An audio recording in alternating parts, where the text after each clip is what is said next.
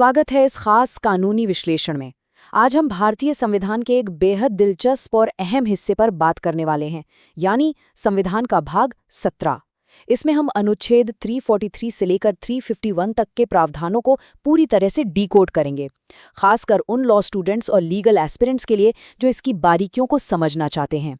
देखिए, भारत जैसे विशाल और विविध देश में भाषा सिर्फ आपस में बातचीत करने का जरिया नहीं है, ये पूरी राज्य व्यवस्था के काम करने का आधार है।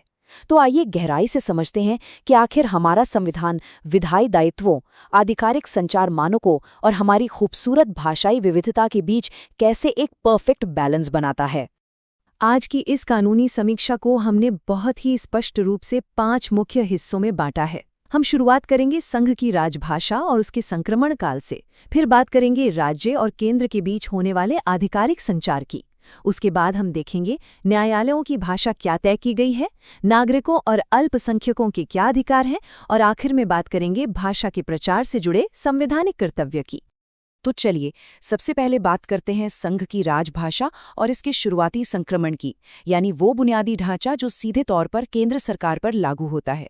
जरा सोचिए, जब हमारा देश आज़ाद हुआ था तो एक नवगठित राष्ट्र को भाषाई तौर पर एक साथ जोड़ना संविधान निर्माताओं के लिए कितनी बड़ी चुनौती रही होगी, है ना?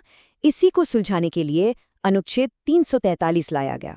इसने देवनागरी लिपि में हिंदी को संघ की राजभाषा तो घोषित कर दिया, लेकिन रातों रात बदलाव करने से पूरा प्रशासन ठप पड़ सकता था। इसलिए एक बेहद व्यावहारिक कदम उठाया गया। ये तय हुआ कि अगले 15 वर्षों तक प्रशासनिक कामों में अंग्रेजी का इस्तेमाल जारी रहेगा। ये वाकई एक शानदार संतुलन था।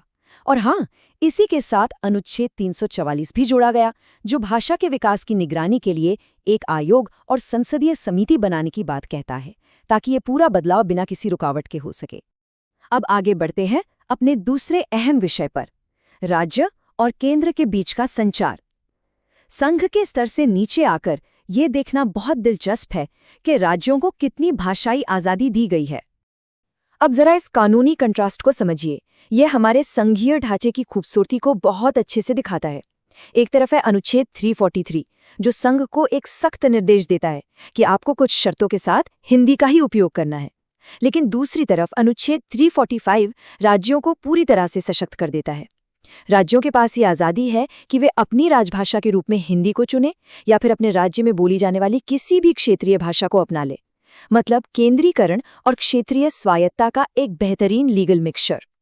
लेकिन यहाँ एक सवाल उठता है, इस स्वायत्तता के बीच अलग अलग राज्य और केंद्र आपस में बात कैसे करेंगे? यहीं पर अनुच्छेद 346 काम आता है। ये वो संवैधानिक नियम है जो ये तय करता है कि आधिकारिक संवाद के लिए कौन सी भाषा इस्तेमाल होगी, ताकि देश की इतनी बड़ी प्रशासनिक मशीनरी में कोई कंफ्यूजन ना हो। दिलचस्प बात यह है कि अगर 2 राज्य चाहें तो आपसी सहमति से अपने बीच पत्राचार के लिए हिंदी का चुनाव कर सकते हैं, वरना एक तय मानक भाषा तो बनी ही रहती है।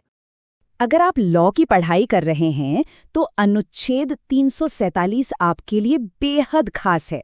ये सीधा राष्ट्रपति को एक विशेष शक्ति देता है। मान लीजिए किसी राज्य की जनता का एक बड़ा हिस्सा ये मांग करे कि उनकी बोली जाने वाली भाषा को आधिकारिक मान्यता मिलनी चाहिए, तो राष्ट्रपति के पास इस मांग को पूरा करने के लिए विशेष व्यवस्था करने का पूरा अधिकार है। ये साफ तौर पे दिखाता है कि हमारा संविधान कितना जीवंत है, जो जनता की भाषाई भावनाओं को सीधा कानूनी मान्यता देने का रास्ता खोलता है। खैर, अब हम सरकार से आगे बढ़कर सीधे न्यायपालिका की ओर चलते हैं और देखते हैं कि न्यायालयों की भाषा क्या तय की गई है।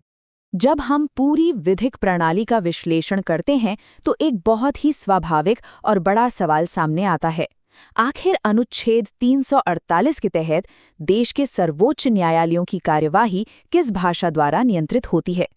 हर कानूनी उम्मीदवार को इसका जवाब पता होना ही चाहिए। तो इसका जवाब बिल्कुल स्पष्ट है। अनुच्छेद 348 भारत के उच्चतम न्यायालय और सभी उच्च न्यायालयों में अंग्रेजी भाषा के प्रयोग को सख्ती से अनिवार्य बनाता है। अब आप सोचेंगे, ऐसा क्यों? देखिए, भारत की न्यायपालिका एक इंटीग्रेटेड यानी एकीकृत प्रणाली के रूप में काम करती है। इसलिए देश भर में कोर्ट के फैसलों, कानूनों और जटिल वैधिक व्याख्याओं में एक रूपता बनाए रखने के लिए अंग्रेजी का ये मानक तय करना उस समय बिल्कुल अपरिहार्य था। और मान लीजिए कल को भाषा से जुड़े इन कानूनों में कोई बदलाव करना हो या कोई नया कानून लाना हो, तो तो क्या ये इतना आसान है? बिल्कुल नहीं। विधायिका को अनुच्छेद 349 में बताए गए अत्यधिक विशिष्ट और सख्त विधायी प्रक्रिया से गुजरना ही होगा। राष्ट्रपति की पूर्व मंजूरी के बिना संसद में ऐसा कोई भी बिल पेश नहीं किया जा सकता। ये कदम भाषाई कानूनों में किसी भी तरह के जल्दबाजी वाले या मनमाने बदलाव को रोकता है। न्यायालयों और सरकारों की बात तो हो गई, लेकिन अब बात करते हैं सबसे जरूरी हिस्से की, यानी नागरिक अधिकार और अल्पसंख्यक।